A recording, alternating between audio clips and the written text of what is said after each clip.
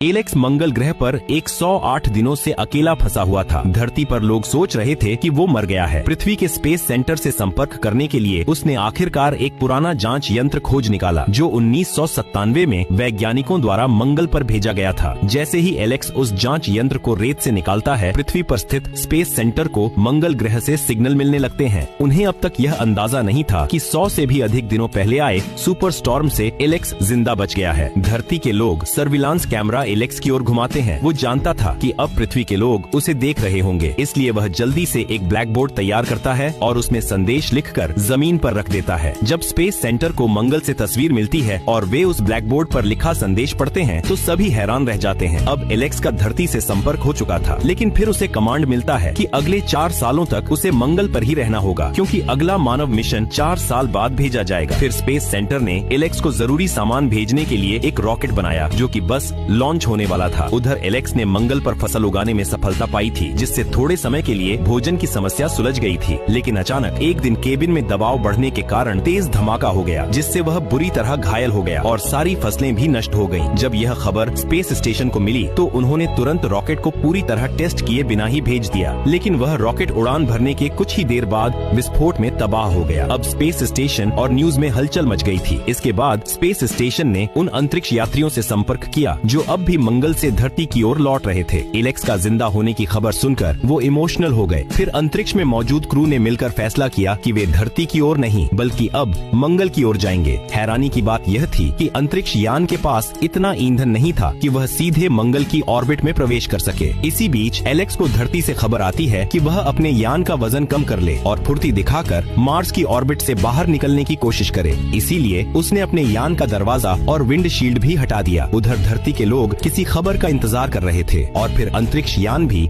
मंगल की ऑर्बिट में पहुंच चुका था एलेक्स को बचाने के लिए। अंत में एलेक्स समय और परिस्थिति को मात देता हुआ मंगल के आकाश तक पहुंचता है और अंतरिक्ष में मौजूद यान से जुड़ जाता है।